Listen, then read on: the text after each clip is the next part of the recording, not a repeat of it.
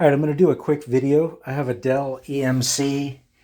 You can see what it is here. It's a KTN-STL3. A lot of questions on the web about how much power it uses.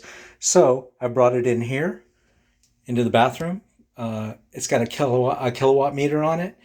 And what I'm going to do is I'm going to pause the video.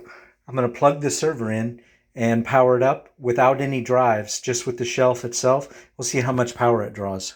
Hold on. Okay, you can hear it powering on now. It's a little loud when it first starts up, but you can see the lights in the back there. One of my favorite things about this, blinky lights. I think all tech guys like that. So it's powering up, and we'll give it a moment to get through its boot up sequence. Then we'll check the kilowatt meter. I think it's done booting up, so let's go ahead and check it out here. And we will do watts. And let's see. Okay, you can see with no disks loaded in it, we got 30 watts is what it's using. I think that's pretty reasonable. So what I'm going to do now is I'm going to pause the video and I'm going to insert all the drives. I've got 2, 4, 6 SATA drives and then 2, 4, I said that wrong. That's 6 SAS drives and 4 SATA drives. So I'm going to pause the video again and then I'll go ahead and plug those in and then reboot it and we'll see what we get. Okay, I plugged in one SATA drive and it went up to about 3940 watts. So it looks like that SATA drive is using about 9 watts. I'm going to go ahead and plug in one. I said SATA again. I meant SAS. One SAS drive is plugged in. I'm going to plug in one more. I'm going to do a SATA drive now. And let's see what that increases the power usage. So that one's plugged in now. We'll give it a second to power up. It does take a little more power when it's first adding it to it. So let's see what it stabilizes at.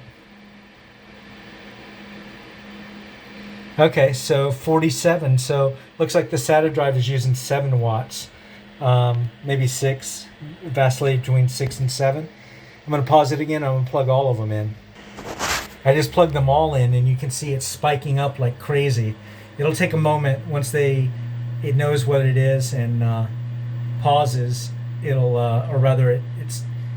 calm back down to what it's going to be steady at. So let's see. While that's doing that, let's look. So that's a total of 10 drives and the shelf.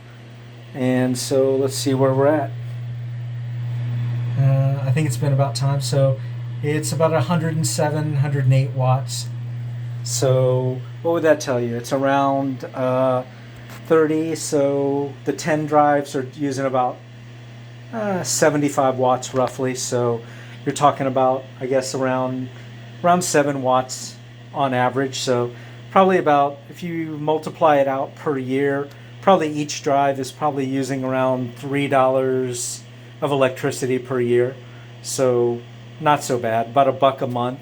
Or no, my bad, sorry. Each drive would be, if it's $3, $4 a year. Well, you can do the math.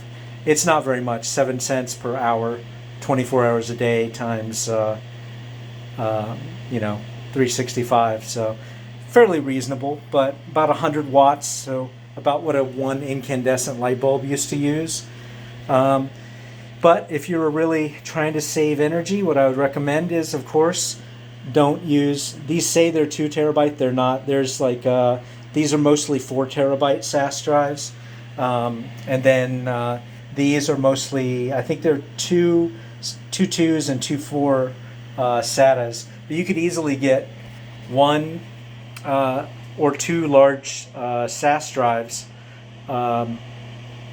really cheap, the used ones, and rate them up, and you could have all that for a lot less power usage. But anyways, I just thought I'd share this with you guys because there was a few questions on the web about power consumption, and now you know. Thanks for watching.